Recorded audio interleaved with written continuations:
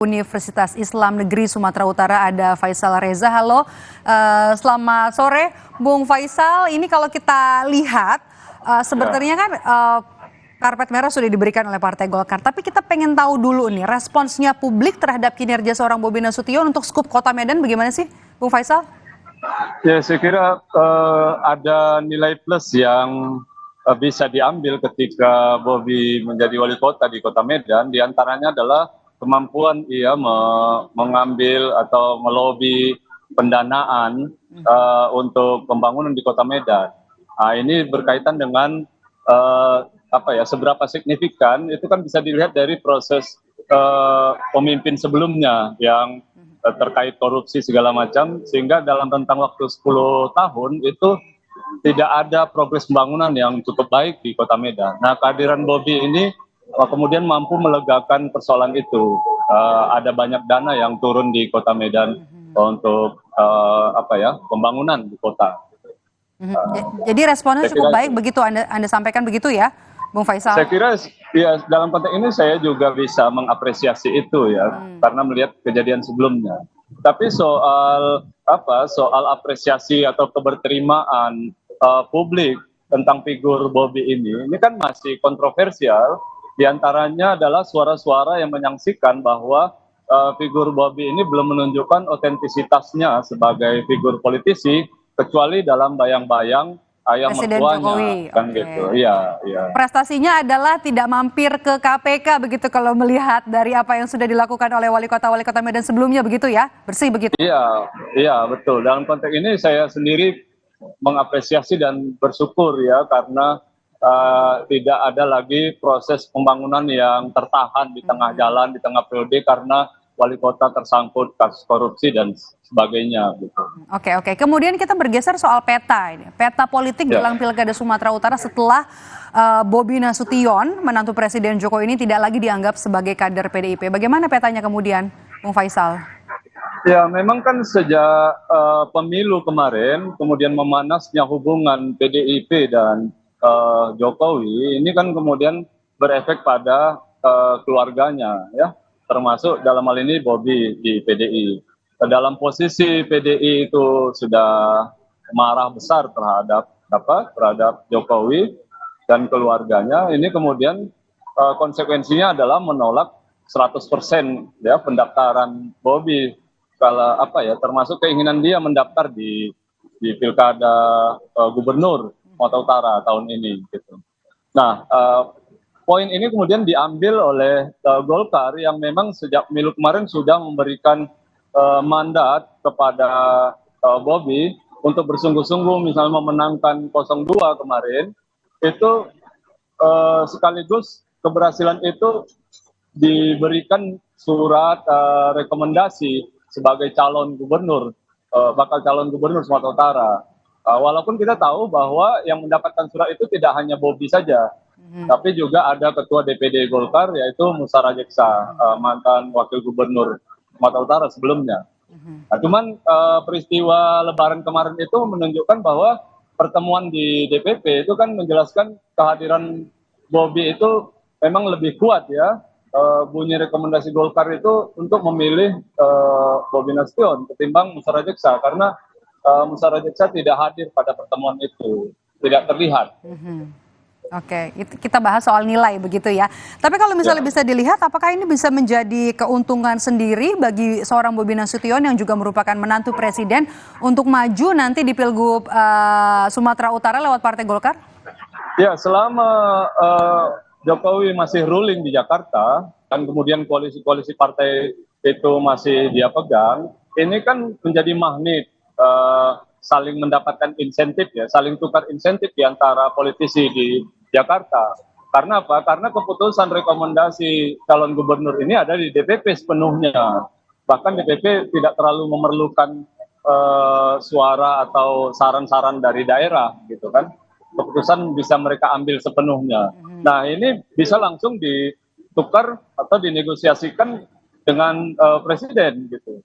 Seperti apa misalnya soal bangunan koalisi ke depan, atau justru bisa juga dalam satu keadaan kemudian partai melihat bahwa presiden tidak begitu mengambil penuh ya permainan politik di Jakarta, terutama karena waktunya tidak terlalu lama dengan kehadiran presiden terpilih yang baru. Ini menjadi hitung-hitungan partai politik seperti apa yang harus dibincangkan di sana. Oke. Dalam konteks ini, Bobby ya, saya sampai detik ini kita bisa katakan dia sangat kuat untuk mendapat rekomendasi Golkar. Posisinya juga sangat kuat. Kemudian bagaimana Bung Faisal dengan PDI Perjuangan? Ini kan artinya kan ini merupakan kader PDI Perjuangan dulu, Bobi Nasution ya. PDI Perjuangan artinya kehilangan sosok yang potensial nantinya untuk melaju di Pilgub Sumatera Utara? Iya, kita harus jujur juga mengatakan, terang kita katakan bahwa ini kehilangan bagi PDIP ya, kader potensial yang sangat kuat dan sangat kemungkinan besar menang itu tidak mendapat dukungan atau tidak diterima di PDIP sendiri. Tetapi riwayat PDIP dalam Pilgub Sumatera Utara ya, dalam 3 gelombang saya kira sejak tahun 2008 itu selalu punya calon yang sendiri. Jadi PDIP ini adalah yang sangat kuat dalam mengusung kadernya sendiri. Saya kira ada banyak juga pilihan-pilihan kader mereka itu. Meskipun kita tahu bahwa faktanya dalam 3 kali pilgub itu belum pernah PDIP itu mengalami atau mendapatkan kemenangan di Sumatera Utara. Ada beberapa nama itu yang bisa sudah dibunyikan di publik, diperkenalkan di publik untuk dicalonkan. Saya kira itu bisa. Di antaranya kan ada Pak Edi Rahmayadi, mantan gubernur kemarin itu juga di antara yang sangat kuat juga dicalonkan oleh PDIP saya lihat. Oke, kalau begitu bagaimana dengan internal dari Golkar di Sumatera Utara sendiri? Mengingat Bobi ini bukan kader, kemudian juga lebih banyak terkenal track recordnya dari PDIP begitu ya sebagai wali kota Medan. Bagaimana penerimaan, apakah memang ada reaksi tertentu dari Partai Golkar Sumatera Utara mengingat bukan kader Golkar itu satu, tapi sudah diberikan surat tugas atau mandat, bahkan diberikan karpet merah oleh Partai Golkar untuk maju di Pilkada Sumut. Ya, 2 mingguan ini kan fungsionaris atau pengurus di DPD itu kan menggelar konferensi pers yang itu kemudian memekikkan suara-suara protes terhadap privilege yang diberikan Golkar kepada Bobi Nasution. Mereka merasakan kader-kader yang sudah berjuang, kemudian berkomitmen sepenuhnya untuk partai itu seolah tidak dianggap, tidak dihargai, gitu kan? Kan mereka itu protes. Gitu. Apalagi memang ketua DPD yang Golkar yang sekarang ini, Musara Jeksa itu kan punya elektabilitas yang sudah teruji ya. Setidaknya dalam pilgub kemarin itu bersama Edi Rahmayadi ya, pasangan mereka memenangkan pertarungan itu, kemudian ruling dan figurnya juga sangat dihormati dan keberterimaan publik juga sangat baik. Dalam konteks ini saya kira kita bisa memahami kenapa para pengurus DPD Golkar itu memekikkan suara-suara protes mereka, kenapa partai tidak mempertimbangkan kader mereka sendiri. Apalagi record yang paling update itu kan keberhasilan DPD Golkar dalam hal ini di bawah kepemimpinan Musara Jeksa itu mendapatkan suara terbanyak di provinsi ya, kemudian tambahan suara juga di DPR RI. Gitu. Saya kira itu. Kekecewaan ya dari internal Partai Golkar terutama di bawah kepengurusan dari seorang Musara Jeksya atau Bung Ijek selama ini termasuk juga memenangkan suara Golkar di Sumatera Utara. Nah kemudian Anda bisa melihat ini sebagai pertanda tidak baik dari internal Partai Golkar sendiri? Ya sebenarnya kalau kita bicara konteksnya institusionalisasi partai politik ini tentu menjadi presiden buruk begitu bagi partai-partai apapun partainya. Jadi buat apa beraktivitas kan di partai kalau memang ujung-ujungnya mengkritisi kaderisasi ini ya begitu ya? Iya dalam konteks kaderisasi ya, penguatan kelembagaan itu kan diantaranya adalah kaderisasi. Kemudian kader itu sudah paham ide-ide partai, visi misi segala macam. Ini ada orang tiba-tiba mendapatkan privilege kan begitu yang kita pahami gitu kan. Tetapi memang riwayat Partai Golkar dalam 3 gelombang pilkada itu kalau mencalonkan kadernya sendiri itu memang nggak pernah menang. Nah ini juga mungkin saya Oke. lihatnya menjadi pertimbangan juga bagi DPP. Kalau memang kader sendiri pun diusung misalnya tidak menang, ini kan problematik kan. Gitu. Mhm. Sudah ada buktinya berulang-ulang. Gitu. Jadi biasanya Golkar itu digunakan atau ditawarkan kepada tokoh lain yang tingkat electability dan acceptability-nya Jauh lebih lebih tinggi dari tinggi. kadernya Oke. sendiri gitu. Mhm. Oke, oke. Bung Faisal, Jokowi ini kan kemarin kita tahu ya di momen Lebaran jalan-jalan ke Medan, ke Ya, Brastagi, ke Karo, betul. di Sumatera Ya, Utara 5 hari nih. Bahkan Bobi juga sempat mencuitkan kalau lumayan capek nih ya, mendampingi Presiden Jokowi dalam kunjungannya atau liburannya ke Sumatera Utara. Apakah ini ya. sebagai langkah Jokowi untuk mengkonsolidasikan melenggangnya sang mantu Bobi Nasution di Sumatera Utara? Saya kira iya gitu. Dan Oke. ini pola ini kan sudah pernah terjadi ketika Bobi mau nyalon wali kota Medan. Mhm. Ada 2 kali kunjungan dalam catatan saya itu sekaligus kalau kita masih ingat Jokowi waktu itu mengkritik satu jalan kota yang rusak gitu di bawah kepemimpinan wali kota yang sedang ruling waktu itu. Itu sebenarnya sinyal waktu itu untuk memperkenalkan satu tokoh baru yang akan memimpin kota Medan dalam hal ini Bobi Nasution. Selanjutnya kemudian kita tahu kan itu benar terjadi. Nah pola kali ini kunjungan 5 hari di Medan ini kan sangat signifikan dan ini sebenarnya bukan yang pertama. Yang lalu kan Jokowi sudah ada kunjungan ke daerah Tanjung Balai di pesisir pantai timur, kemudian Labuan Batu juga sudah kunjungan gitu di Tabaksel, Tapanuli bagian selatan juga sudah kunjungan. Jadi hampir semua wilayah sudah di Sumatera Utara ini sudah dikunjungi Dibuka oleh karpetnya Jokowi. oleh Presiden Jokowi untuk Bobi ya. Nah, iya, itu kan jelas sekali. Karena memang saya kira Jokowi dan publik juga merasa bahwa pengaruh Jokowi ini sangat-sangat besar, terutama kalau kita bicara konteks Sumatera Utara, sangat-sangat besar. Jadi kehadiran Jokowi itu sangat penting untuk menguatkan posisi politik Bobi Nasution, baik di tingkat elit maupun di tingkat akar rumput. Mhm. Oke, jadi pola ini terus berulang ya. Ya, Pengaruhnya Presiden Jokowi ia gunakan untuk konsolidasi mantu kali ini untuk Pilgub ya, Sumatera Utara. Pola ya, yang ya. sama. Ya, saya kira iya.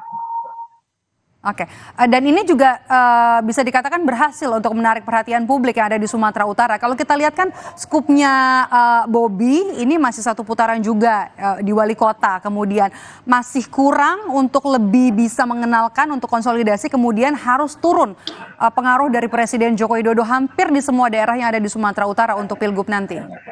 Betul, betul. Ya, soal tidak penuh atau penuh periodenya itu sebenarnya tidak terlalu mengkhawatirkan karena Jokowi sendiri kan selalu begitu kan. Kasus di Pilkada Jakarta ya periodenya tidak penuh kemudian naik ke pusat. Saya kira hitung-hitungan politiknya pasti mereka punya lah untuk itu. Jadi Mhm. tidak ada persoalan mau Bobi sudah satu periode penuh atau tidak gitu. Apakah dia punya kesempatan berkomunikasi dengan masyarakat seluas-luasnya di Sumatera Utara atau tidak gitu. Walaupun bagi saya sendiri, saya membaca memang masih banyak keraguan di benak publik terhadap itu tadi profil Bobinya sendiri, seberapa otentik. Katakanlah begini, ini orang calon ini, figur ini kalau nggak ada ayahnya kira-kira gimana ya? Nah, itu masih ada keraguan-keraguan seperti itu Oke. di perbincangan lah gitu, Oke, masih jangan ada, umum. tidak bisa dimungkiri ya, masih ada bayang-bayang dari Presiden Ya, Jokowi ya. Oke, kalau gitu, ya. Bung Faisal, menurut Anda apa yang masih menjadi PR seorang Bobi Nasution di Medan yang harusnya bisa diselesaikan sebelum nantinya akhirnya melenggang ke Sumut 1? Iya, saya memperhitungkan Bobi akan banyak menjual keberhasilan pembangunan infrastruktur yang ada di kota, kemudian kemampuan dia menarik sejumlah dana yang strategis ya untuk pembangunan kota, kemudian itu di, dilebarkan pengharapan itu kepada masyarakat Sumatera Utara di daerah di luar kota ya, di luar kota Medan. Dan tanggapan-tanggapan itu saya melihatnya ada yang menyambut itu.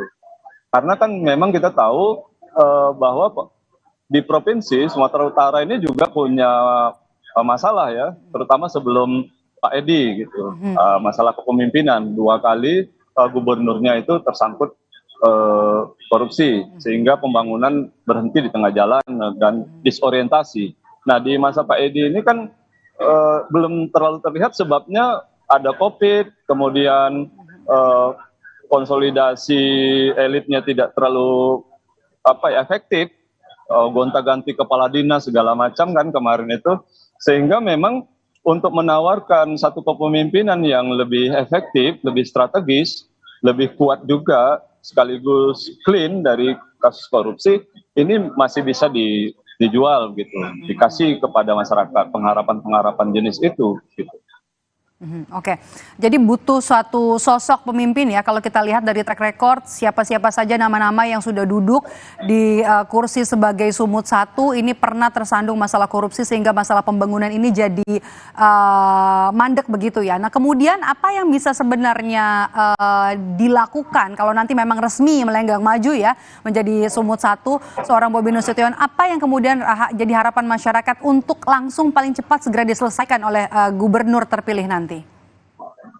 Ya itu ada beberapa ya, saya kira di antara isu penting itu adalah isu infrastruktur, jalan-jalan provinsi yang itu masih perlu perbaikan-perbaikan, kemudian koordinasi di antara kepala-kepala daerah. Kita bisa baca laporan-laporan media sampai kemarin pemilu kemarin ya, sebelum pemilu itu masih ada kepala daerah yang tersangkut kasus korupsi gitu kan. Nah ini kan fungsi gubernur itu kan mengkoordinasi para kepala daerah yang ada di bawah koordinasinya kan begitu. Kemudian supervisi bagaimana penguatan arah pembangunan yang bisa ditawarkan kepada masyarakat gitu. Oke. Nah biasanya kan orang seperti Bobi dengan usia seperti itu biasanya dia jualannya masih milenial, bagaimana politik milenial, kepemimpinan milenial, dan seterusnya. Oke, terakhir Bung Faisal, menurut Anda 3 nama yang tepat untuk maju di Pilgub Sumatera Utara kira-kira siapa saja? Selain Bobi tentunya. Ya saya kira Edi Rahmayadi bisa dipertimbangkan, kemudian PDI jika punya calon, saya kira ada beberapa nama juga itu seperti Rapidin, Simbolon, kemudian Nixon. Itu juga saya nggak tahu persis ada tokoh dari nasional yang turun ke sini atau enggak gitu. Seperti periode lalu kan ada Jarod yang diturunkan PDI ke sini. Tapi sementara ini saya ngelihatnya di PDI itu ada Rapidin, ada ada Nixon, ada Edi Rahmayadi. Kemudian kalau tokoh-tokoh pendampingnya ada beberapa lagi itu seperti ketua organisasi Islam di sini yang calon menang sebagai anggota DPD kemarin sampai 1 juta suara itu Deddy Iskandar, itu cukup signifikan raihannya, saya kira itu bisa juga dipromosikan. Oke, baik. Ya, selain kita akan tunggu Musara Jeksa juga ya. Musara Jeksa, tapi sudah ada surat untuk Bobi Nasution. Kita akan tunggu nanti menarik. Soalnya partai lain itu juga sudah minang dia itu. Nah, ini perlu ditunggu nanti kalau misalnya memang resmi siapa-siapa saja yang dipinang dan juga siapa yang dipinang untuk melaju nanti di Pilgub Sumatera Utara yang menarik karena cakupan wilayahnya juga cukup besar, jadi PR-nya juga masih cukup banyak. Terima kasih sudah bergabung bersama kami, analis politik dari Universitas Islam Negeri Sumatera Utara, Faisal Reza. Bung Faisal, sehat selalu. Dan usai jeda, saudara, kami akan kembali dengan informasi dari Ketua Umum PKB Muhaimin Iskandar yang memastikan Bupati Sidoarjo telah dipecat dari PKB sebelum ditetapkan sebagai tersangka korupsi pemotongan insentif oleh KPK.